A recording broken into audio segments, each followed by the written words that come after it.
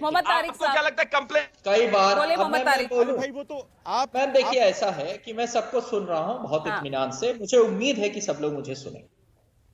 2 या 3 बार कई बार संसद पे हमला हुआ, संसद पे हमला हुआ। अभी पिछले साल भी कुछ लोग अंदर घुस गए थे। क्लोज मॉनिटरिंग होगी उसकी, मुझे लगता है, ऐसा भरोसा है।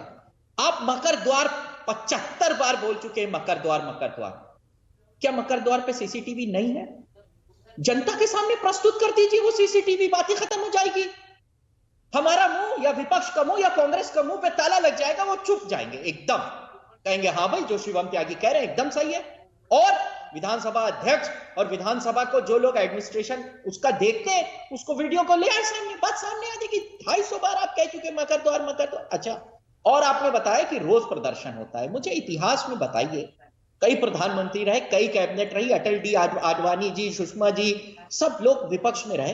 कब पक्ष जिसका सरकार चलाने का काम होता है वो बैनर पोस्टर लेकर विरोध करने आ गया?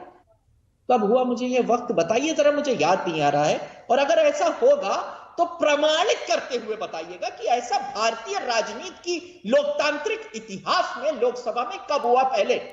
और यही काम अगर कांग्रेस करती आ रही होती तो आपका अस्तित्व नहीं होता, हमारा अस्तित्व नहीं होता, कोई पार्टी रहती ही नहीं, कोई किसी को विरोध करने का मौका ही नहीं दिया जाता, विपक्ष का रोल ही नहीं होता। चवन्नी पड़ने पर अटल बिहारी वाजपेयी बैलगाड़ी से बैठ कर ना गए होते, उन्हें उठा के फेंक दिया गया होता लोकसभा के बाहर या बहुत दूर।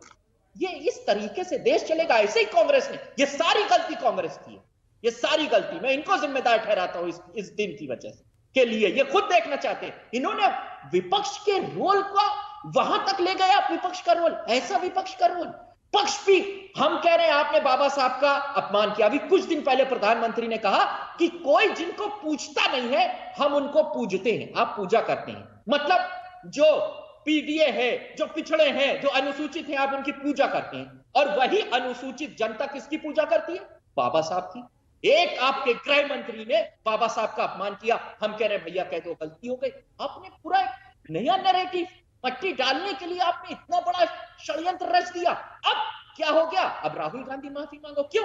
क्योंकि हमने कह दिया कि अमित शाह साहब जिनकी भारत की 70% आबादी पूजा करती है, आपने उसका अपमान कर दिया। हो सकता है कल अमित शाह भैया माफी मांगो। जिनके नाम पर ये संग्राम छिड़ रहा है, तो वो क्या ये हिंसा चाहते थे? जो एक कल तस्वीरें हिंसक झड़प जो सामने आई, आप सत्ता पक्ष को तो आप जिम्मेदार ठहरा रहे हैं, आप भी तो उतना ही जिम्मेदार है ना फिर। अब आप मैम, अगर हम हिस्सा तो आप भी थे ना उस हिंसक झड़प का, उस धक्का मुक्की का। मगर अफसोस इन तस्वीरों को देखकर अटल जी को भी हो रहा होगा जहां होंगे। मैं बड़ी जिम्मेदारी से कह रहा हूं ये बात। क्यों? क्योंकि हमेशा बड़ा गतिरोध रहा। आप देख लीजिए, जब से अटल जी 51, आज से नहीं रहे अटल जी विपक्ष में, नेहरू जी के, और सारा टाइम वो इंदिरा गांधी और कहां तक चले आए, वो विपक्ष में रहे। हमेशा उनको अपनी बात कहने को, विपक्ष जब विरोध करता था तो सत्ता पक्ष उनको समझाता था आइए बैठिए। यहां तो ये हो गया, ये खुद ही बैनर पोस्टर लेकर चले आए। और किस बात पे मैम? जिंदगी आगे बढ़ेगी। वही तो मैंने कहा ना कि विपक्ष भी तो अपनी बात नहीं रख पा रहा है ना, कि ये तस्वीर सामने आ रही है। यानी सीधे सीधे अगर आज विपक्ष अंबेडकर, डॉक्टर भीमराव अंबेडकर संविधान की बात कर रहा है, संविधान निर्माता की बात कर रहा है, तो वोट बैंक की तो दिख रहा है ना उसे, वो 20% आबादी दिख रही है ना उसे। मैम देखिए, अगर इसको आप कहें कि ये वोट बैंक है, ठीक है, आप कह लीजिए। अगर पीडीए की बात उठाना और बाबा साहब के संविधानों को मिनटों सेकंडों में ये क्रॉप करते हैं। आप ये कह रहे हैं क्लिपिंग की, क्रॉपिंग की गई। यही जो आप अभी मुद्दा, जिसको अभी एंकर महोदय आपके यहाँ जो वो है संवाददाता के खिलाफ कौन था?